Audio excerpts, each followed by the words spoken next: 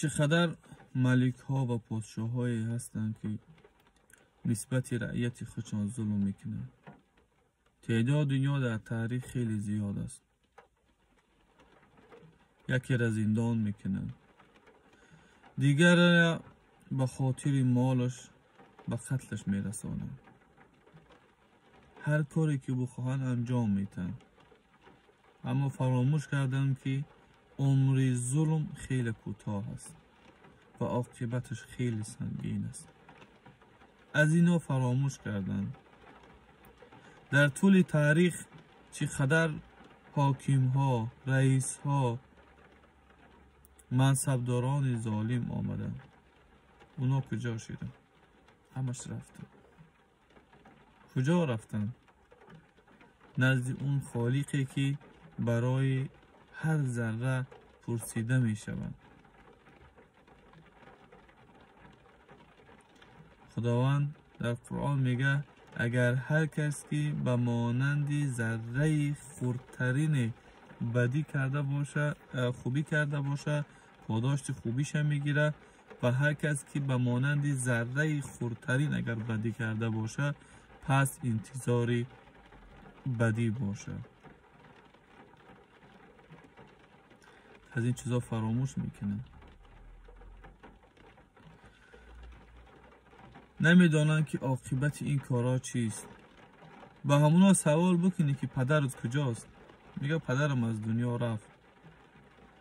ایره فراموش میکنه که نوبت اوست.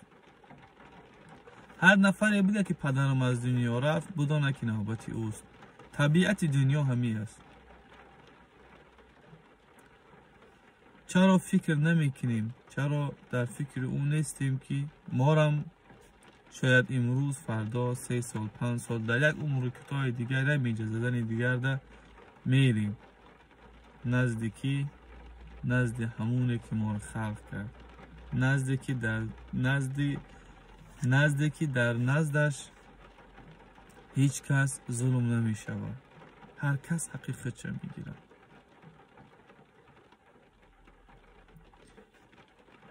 ابن مروان رحمه الله وقتی که در منبر بود خلیفه مسلمان ها خطبه میکرد. یک نفر از جاش بالا شد، گفت ای خلیفه از روز اذان بترس. گفت واقعا خلیفه های بودن، واقعا منصبداران یا رعیت خودشان گوش میکردن. از منبر پایین شد، فرامد نزد همین مرد آمد، گفت که یوم اذان یکی روزی اذان چی را در نظر داری؟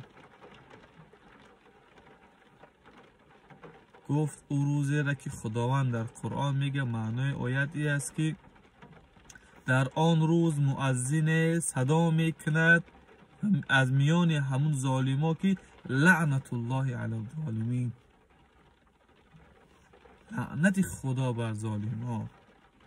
این ظالم ها در روز قیامت یکی به دیگر لعنت میگه.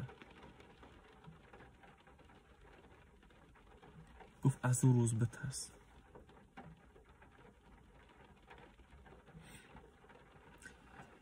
قصه دیگر درباره ظلم. پیغمبر خدا علیه السلام در جمع دوستان نشسته بودند. ناگه یک گروه صحابه ها را صدا کرد و گفت که شما که از حبشه آمدین برای ما قصه های جالب یا اینکه چیزی را دیدین که برای شما خیلی تعجب آور بود از اونا بکنید. یک صحابه بلند شد گفت یک حالت خیلی عجیبه گفتید. گفت چی حالت بود؟ صحابه گفت که یک روز در یک کوچه ایستادگی بودیم. یک زنه که خیلی کلانسال، یک کمپیر، در کتفش یا در این پشتش یک کوزه آب می بود. یک جوان دیگه آمد در پشتش زد، کوزه از دستش شکست، از دستش افتاد شکست و زنه کمپیر به زانو زد. و جوان میخندید. کمپیر میگه گفتش که ما اتره با او روز هرم میمونم که کرسی گذاشته میشود. کرسی الله، در نزد الله همه حاضر میشیم، از اول دنیا تا اخیر دنیا. مطلب او روزا میگذارم. پیغمبر خدا علیه السلام گفت راست گفت، راست گفت. واقعا این است. در این 2 روز دنیا برای چی ما آماده ایم که برای یک نمیدونم ماشین خوب خریدن برای فرزندمون، خانه خوب خریدن، یک توی بد وایمه کردن، دختر ما خانه خریدن، این خانه ماشین آماده ایم که حق چندی نفر دیگر رو بخوریم، حق خوردن کنار بذاریم، نسبت یک از ظلم بکنیم تا او پول به دست بیاید. همون پسری که هیچ در فکر تو نیست، همون پسری که همین که از دنیا رفتی فراموشت میکنه، تو میمونی اعمال و در گوری تاریک. پس چیکار میکنی؟ فریاد رسی نداری دیگه.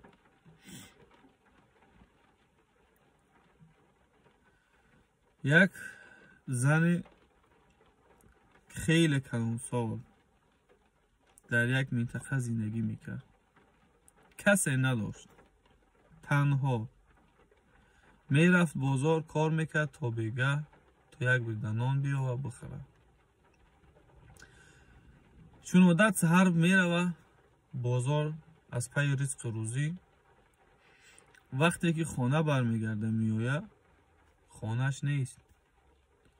میگه شاید که سین به جای رسیده است، رای خانه ما فراموش کرده باشه. میروه از سر باز میگرده میاد، میگه به فکرم همینجا بود. چندین بار دور میزنه، بالاخره میگه که 100% خانه ما همینجا بود، خانه ما کجا شد؟ بعد از مردم میپرسه که ای مردمی خانه ما کجا شد؟ میگن انمی نفری بای، نفری منصبدار، نفری که قوه قدرت داره الان قصر امیر میبینی؟ زن میگه میبینم. میگه در نزد قصر او این خانه خسکپه گفته خودمان خیلی منظره این خانه رو بزیب میکرد. وقتی همون ملیکش یا که نمیدون صاحبی همون خانه از قصر بیرون میشید، دید که همون خانه بگیم خسکپه، گفت از که؟ گفت از یک کمپیر. گفت بگیرش که وقتی که من از بالکن نگاه میکنم همین تابی مرا خیره میکنم، بگیرنش. گفت بعد کمپیر گفتن همون گرفتش. کمپیر دیگه میدونست که ما با کی برم شکایت کنم، کی سخن ما را گوش میکنه، کی آماده است که بر ضد او سخن بکنه. بعد دست بالا کرد، گفت خدایا من که نبودم تو که بدی، خدایا من نبودم تو که همینجا بودی. این چی است؟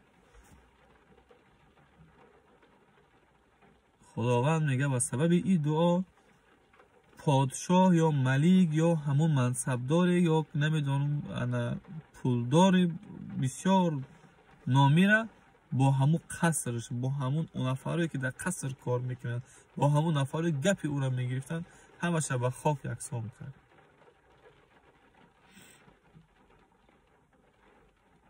پیامبر خدا علیه السلام میگه بین مظلوم و الله پرده نیست. هر دعایی که مظلوم میکنه بالاشون نویده می شود. این است که در قرآن بعضی ها میگن که شاید که چی به خداوند اینا را جزاشون از در رو نمیته.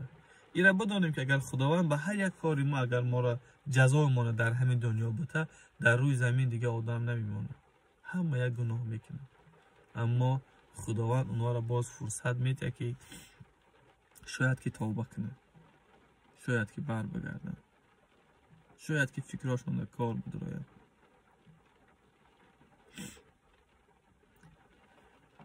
قصه دیگر، یک مرد مسئول یک زندان بود. هر کاری میخواست میکرد، هر جرمی میخواست روا میدید نسبتی محبوساش. یکی از داعیا، یکی از علمای نورانی، واقعا صاحب علم، در زندان او بود. هر وقت می درآمد با او پیسخند میزد، میگفت تو که قدر دعوای خدا میکردی، تو قدر دعوای حقیقت میکردی، تو قدر دعوای این و آن میکردی، الان در کجایی؟ در زیر دست می، هر کاری بخواهم انجام میتونم، کسی چیزی گفته نمیتونه. امروز من رئیسیتم، من سرداریتم، چی کاری بخواهم همون کار را انجام میتونم. بعد همون آهن در دستش یک آهن بود، با همون آهن میزنش. این قصه واقعیه. وقتی با آهن میزنش میره. خب دیگه این مرد مظلوم در داخل زندان، کسی او را نمیبینه، کسی از ظلم این ظالم خبردار نمیشود. میزنش میره، در راه میره، اولیم میکنه، صدمه میشه، همون آهن پاره در بدنش میدراید.